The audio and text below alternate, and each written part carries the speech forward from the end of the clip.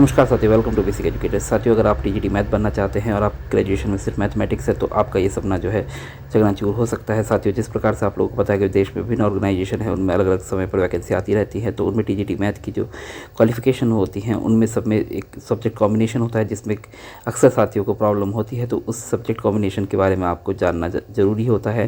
साथियों, जिस प्रकार से आपको पता है कि मिनिस्ट्री ऑफ एजुकेशन के अंतर्गत ऑटोनोमस ऑर्गेनाइजेशन है केंद्रीय विद्यालय संगठन, और उसी मिनिस्ट्री में एक और समिति है जो कि नवोदय विद्यालय समिति कहलाती है। साथ साथ आपके जो दिल्ली गवर्नमेंट के अंतर्गत DSSS भी रिक्रूटमेंट कराती है, जो DOE और MCD के स्कूल्स होते हैं। इसके साथ साथ मिनिस्ट्री ऑफ ट्राइबल अफेयर्स में आपकी जो नेस्ट होता है जो कि EMRS चलाता है, उसमें भी समय समय पर आपकी गवर्नमेंट जॉब की वैकेंसी आती रहती है। बट आपको पता नहीं है कि इन ऑर्गेनाइजेशन में आपको टीजीटी मैथ किस प्रकार से बनना है, तो उसी के लिए वीडियो होने वाला है। आप वीडियो के अंत तक बने रहिए। साथियों, जिस प्रकार से आप लोगों को पता है कि सब्जेक्ट कॉम्बिनेशन पहली कंपल्शन होती है फॉर्म को फिल करने के लिए, तो सिर्फ आपको मैथ होना ही पर्याप्त नहीं होता है। ग्रेजुएशन में उसके लिए सेंट्रल गवर्नमेंट में अलग अलग कंडीशन रखी गई है, तो उसके बारे में हम विभिन्न नोटिफिकेशन के बारे में इस वीडियो में जानेंगे। जो टीजीटी मैथमेटिक्स की आपकी क्वालिफिकेशन होती है उस पर चर्चा कर लेते हैं। तो सबसे पहले आप देख पा रहे हैं यहाँ पे आपकी जो क्वालिफिकेशन है टीजीटी मैथ के लिए। देखिए, सबसे पहले तो आपका टीजीटी के लिए जो कंपलसरी होता है वो यहाँ पर मैं आपको मार्क करके दिखा देता हूँ। तो बैचलर डिग्री होनी चाहिए जिसमें आपके 50% मार्क्स होने चाहिए इन कंसर्न सब्जेक्ट। जो सब्जेक्ट कॉम्बिनेशन मांगा गया है उनमें अलग अलग सब्जेक्ट में आपके 50% मार्क्स होने चाहिए। कॉम्बिनेशन ऑफ सब्जेक्ट में भी होना चाहिए और एग्रीगेट भी होना चाहिए, यानी कि टोटल भी आपके 50% मार्क्स होने चाहिए ज़्यादा, 50% से ज़्यादा या 50% कम से कम टोटल में भी, और फिर उसके बाद अलग अलग सब्जेक्ट में भी। तो इस प्रकार से ये है। और सब्जेक्ट कॉम्बिनेशन के बारे में बात कर लेते हैं आप टीजीटी मैथमेटिक्स की।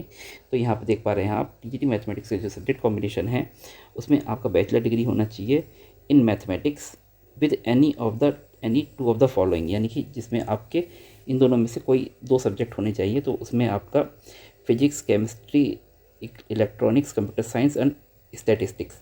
तो आपके पास मैथमेटिक्स होना चाहिए, साथ में आपका physics, chemistry, electronics, computer science और स्टैटिस्टिक्स में से कोई दो सब्जेक्ट होने चाहिए। अगर इनमें से कोई दो सब्जेक्ट आपके नहीं हैं तो आपको प्रॉब्लम हो सकती है। तो प्रॉब्लम हो सकती है कि आप एलिजिबल ही नहीं होंगे। साथ ही आपको बीएड कंपलसरी होता है या सीटेट आपका पेपर 2 क्वालिफाई होना चाहिए। तो ये आपकी जो टीजीटी मैथमेटिक्स कंडीशन है वो केंद्रीय विद्यालय संगठन में है। तो इसके साथ ही मैं आपको बता दूं साथियों कि जो आपका जहाँ पे ग्रेजुएशन में तीनों सब्जेक्ट अलाउ होते हैं, लास्ट ईयर में तो तीनों सब्जेक्ट होने चाहिए। जहाँ पे जो दो सब्जेक्ट अलाउ होते हैं तो वहाँ पे आपके दो सब्जेक्ट में आपका फिजिक्स, केमिस्ट्री मतलब मैथमेटिक्स के साथ कोई भी एक सब्जेक्ट फाइनल ईयर में होना चाहिए। ऑनर्स वाले केस में मैं बता देता हूँ, यहाँ पे लिखा हुआ नहीं है, तो आपका मैथमेटिक्स ऑनर्स होना चाहिए। उसके साथ साथ इनमें से कोई भी दो सब्जेक्ट आपने मतलब जो सप्लीमेंट्री सब्जेक्ट होते हैं उसके रूप में 2 साल पढ़े हों। तो ये आपका टीजीटी मैथ की कंडीशन है केंद्रीय विद्यालय संगठन में। जो आप नोटिफिकेशन देख पा रहे हैं वो नवोदय विद्यालय समिति का नोटिफिकेशन आप देख पा रहे हैं। तो इसमें मैं आपको टीजीटी मैथ की क्वालिफिकेशन है वो दिखा देता हूँ। तो नीचे हम स्क्रॉल करेंगे टीजीटी के लिए। देखिए, टीजीटी के लिए आपका पहला वाला तो एनसीईआरटी का जो 4 इयर्स का इंटीग्रेटेड प्रोग्राम है वो होना चाहिए आपके पास, या तो आपके पास बैचलर डिग्री होनी चाहिए with honours, bachelor degree honours with 50% marks in all concern subject individually and also in aggregate. मतलब इंडिविजुअली भी 50% जो कि केवीएस में जैसी कंडीशन थी, और इन एग्रीगेट भी होने चाहिए। और candidate should have studied requisite subject for at least 2 years in the 3 years of degree course. यानी कि आपका जैसे मैथमेटिक्स है वो तो मैथ ऑनर्स होना चाहिए, मैथमेटिक्स ऑनर्स, और साथ में जो आपके जो अन्य सब्जेक्ट हैं वो आपने 2 साल पढ़े हों कम से कम। या अगर आपका बैचलर डिग्री ऑनर्स वाला नहीं है, पास है, तो उस केस में आपका bachelor degree from recognised university with at least 50% marks in concern subject and also in aggregate. यानी कि कंडीशन वाली वही है कि आपके 50% होने चाहिए एग्रीगेट, और कंसर्न सब्जेक्ट में भी 50% होने चाहिए। And candidate should have studied the requisite subject in all 3 years of the degree course. और पूरे 3 साल उन्होंने डिग्री में पढ़े हों। अगर कहीं कहीं पे साथियों कि लास्ट ईयर में 2 सब्जेक्ट अलाउ होते हैं तो तीनों सब्जेक्ट ना पढ़े हो तो 2 सब्जेक्ट तो पढ़े ही हों, तीनों या दोनों सब्जेक्ट। तो इसमें मैं आपको बता देता हूँ टीजीटी मैथ की आपकी क्वालिफिकेशन थोड़ी सी कॉम्प्लिकेटेड क्वालिफिकेशन होती है, सिर्फ मैथ पढ़ना काफ़ी नहीं होता है। तो इसमें मैं बता देता हूँ, आपके पास बैचलर डिग्री होनी चाहिए, bachelor degree in maths along with physics as and any one of the following subject, यानी कि आपके पास मैथ होना चाहिए विद फिजिक्स और उसमें से chemistry, electronics, computer science and statistics, इनमें से कोई सा एक सब्जेक्ट, यानी कि math, physics and suppose chemistry, electronics, computer science या स्टैटिक्स में से कोई सा एक।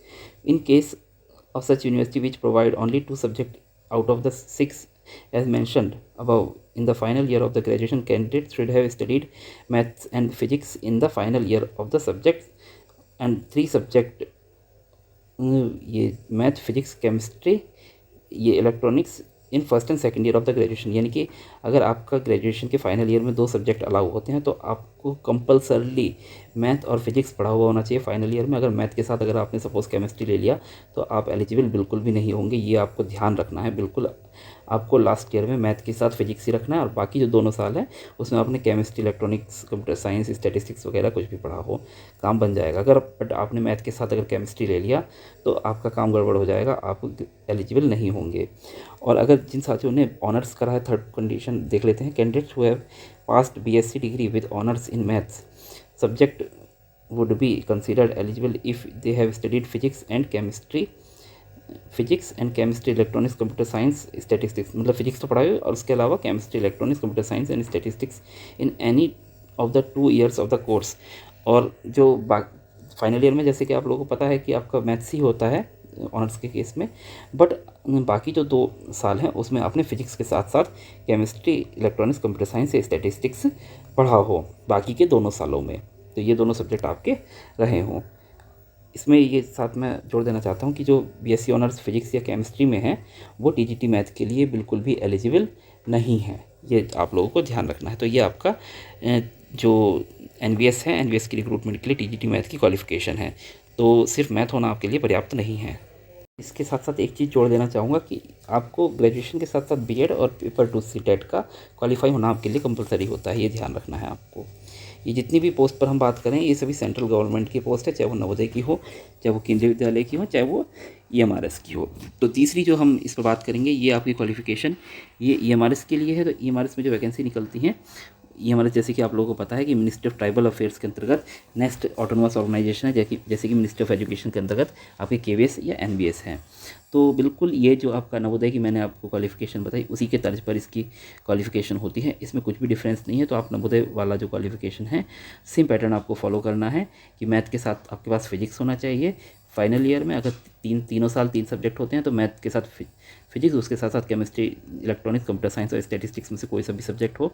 आपके पास अगर फाइनल ईयर में 2 सब्जेक्ट होते हैं तो मैथ के साथ आपका फिजिक्स होना कंपलसरी है। और अगर आपके पास ऑनर्स है तो आपके पास मैथ्स ऑनर्स होना चाहिए BSc, और साथ में आपने अन्य 2 वर्षों में फिजिक्स तो पढ़ाई और साथ साथ केमिस्ट्री, इलेक्ट्रॉनिक्स, कंप्यूटर साइंस और स्टैटिस्टिक्स में से कोई एक सब्जेक्ट पढ़ा हो, और आपका B.Ed प्लस पेपर 2 CTET का कंपलसरी है।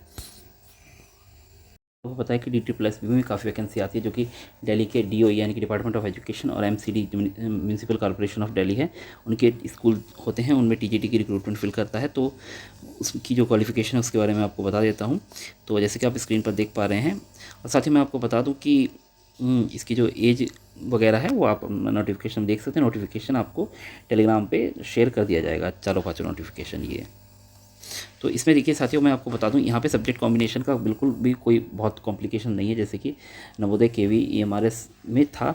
यहाँ पे आप स्क्रीन पर देख पा रहे हैं कि आपकी जो क्वालिफ़िकेशन है वो क्लियरली मेंशन की गई है कि यहाँ पे बैचलर डिग्री होनी चाहिए, आपके पास ऑनर्स हो या पास हो विद और equivalent with mathematics as main subject, यानी कि आपका मैथमेटिक्स मेन सब्जेक्ट रहा हो from a recognise university having 45% in aggregate, जहाँ पे आपके 45% टोटल मार्क्स रहा हो, सब्जेक्ट के मार्क्स का कोई कंडीशन नहीं है। साथ ही मैं आपको एक बात रिपीट कर देता हूँ, नवोदय और KVS में आपकी एक कंडीशन होती है कि आपके अलग अलग सब्जेक्ट कंसर्न में इंडिविजुअली भी 50% होने चाहिए और एग्रीगेट यानी कि पूरी डिग्री में भी आपके 50% होने चाहिए। ये नवोदय और KV में कंडीशन है। EMRS में ऐसी कोई कंडीशन नहीं है, आप अगर 33% से भी पास हैं तो आप पास हैं, आप एलिजिबल हैं। और यहाँ पे आपके DTSSB में 45% मार्क्स कंपलसरी हैं। तो यहाँ पे आपके पास अगर मैथमेटिक्स ऑनर्स हैं या BSc में आपके मैथ रहा है तीनों सालों में तो आप एलिजिबल हैं। इसके साथ साथ एक चीज़ जोड़ी गई है कि आपके साथ जो दूसरा सब्जेक्ट हो, दूसरा या तीसरा जो सब्जेक्ट है वो स्कूल सब्जेक्ट होने चाहिए, any one of one of the school subject. तो स्कूल सब्जेक्ट पर अभी हम बात कर लेंगे। ये 45% जो है फ्लेक्सिबल होता है अलग अलग जो कैटेगरी के कैंडिडेट्स होते हैं उनको, तो वो आप देख लेंगे। बाकी आपका स्कूल सब्जेक्ट मैं बता देता हूँ इसमें क्या है, थोड़ा आप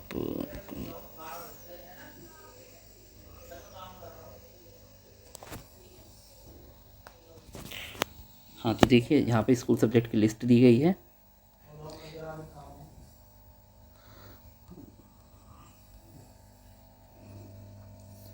इंग्लिश, हिंदी, पंजाबी, संस्कृत, ये मतलब ये इनमें से कोई से भी 2 सब्जेक्ट होने से आपका काम बन जाएगा ग्रेजुएशन के साथ, मतलब मैथमेटिक्स के साथ। तो ये आपकी DSSS अगर सपोज़ आप उत्तर प्रदेश सरकार में मैथमेटिक्स में TGT बनना चाहते हैं तो ये असिस्टेंट टीचर बोलते हैं, इसमें अल्टीग्रेड टीचर भी बोलते हैं इसको, जो कि राजकीय विद्यालय में होते हैं। साथ साथ जो हमारे एडेड स्कूल होते हैं उत्तर प्रदेश में उनमें TGT कहलाता है, जो राजकीय GIC होते हैं उनमें LT कहलाते हैं। तो उनमें भी टीचर की वैकेंसी निकलती है। तो दोनों में सब्जेक्ट कॉम्बिनेशन जो है बिल्कुल सेम ही है। मैं आपको बता देता हूँ, जैसे कि आप नोटिफिकेशन में देख पा रहे हैं यहाँ पे आपका DSSS में जैसे मैंने बताया था उसमें आपका B.Ed प्लस पेपर 2 CTET का कंपलसरी है। यहाँ पे आपका यूपी में जो है bachelor degree with mathematics as a subject from recognise university, यानी कि आपके पास ग्रेजुएशन में मैथमेटिक्स होना चाहिए बस, बाकी और किसी सब्जेक्ट की कोई कंडीशन नहीं है। साथ में आपके पास B.Ed होना चाहिए। तो अगर आपने BA मैथमेटिक्स भी किया है, यानी कि आपके पास मैथमेटिक्स के साथ ह्यूमैनिटीज़ के सब्जेक्ट थे और आपने BA किया है, फिर भी आप उसमें एलिजिबल हैं यहाँ पे मैथ के लिए। बाकी ऐसी कोई सुविधा आपके नवोदय KV या EMRS में नहीं है। ये सुविधा आपको DSSS में मिलती है। तो उत्तर प्रदेश के रिस्पेक्ट में बता देता हूँ, यहाँ पे कोई भी CTET कंपलसरी नहीं है। तो आप इस प्रकार से विभिन्न में क्वालिफिकेशन मैंने आपको बता दिया है जिसके अकॉर्डिंग आप TGT मैथ बन सकते हैं। तो साथियों अगर आपको सारी क्राइटेरिया फॉलो करने हैं और आप चाहते हैं कि आप सभी वैकेंसीज़ में अप्लाई कर पाएँ तो आप बिल्कुल मतलब एक ही सब्जेक्ट कॉम्बिनेशन लेकर चलना है आपको। उसमें आपको क्या करना है, आपको TGT मैथ बनने के लिए आपके पास मैथमेटिक्स होना चाहिए। BSc मैथमेटिक्स करना है तो BSc में मैथ होना चाहिए। फाइनल ईयर में आपके पास फिजिक्स होना चाहिए और साथ में आप केमिस्ट्री, कंप्यूटर साइंस वगैरह कुछ भी रख लीजिए। केमिस्ट्री अगर रखते हैं जैसे PCM वाला ये कॉम्बिनेशन आपको लेके चलना है तो फिजिक्स वो मैथ रखना है, फाइनल ईयर में फिजिक्स रखना है।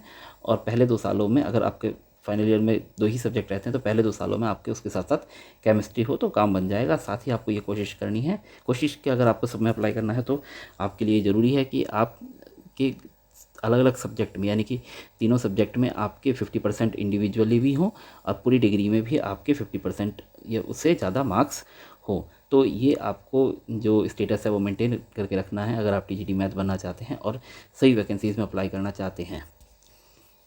तो साथ ही इस प्रकार से हमने जाना कि TGT मैथ के लिए एक परफेक्ट सब्जेक्ट कॉम्बिनेशन क्या हो सकता है जो कि आपकी state government as well as central government की जॉब्स के लिए एप्लीकेबल हो सकता है और आपको आगे चल के सब्जेक्ट कॉम्बिनेशन में कोई प्रॉब्लम ना हो। साथ ही जिस प्रकार से अगर आपके सब्जेक्ट कॉम्बिनेशन नहीं बन रहा है तो आप सिंगल सब्जेक्ट से अपना ग्रेजुएशन का फाइनल ईयर वगैरह करके आप अपना सब्जेक्ट कॉम्बिनेशन बेटर कर सकते हैं और KVS, NVS, EMRS और डिफरेंट जॉब्स के लिए अप्लाई कर सकते हैं। इस प्रकार की इन्फॉर्मेटिव वीडियोज़ के लिए बने रहिए बेसिक एजुकेटर के साथ। चैनल को सब्सक्राइब कीजिए, वीडियो को लाइक कीजिए, साथ ही के साथ शेयर कीजिए। Thank you.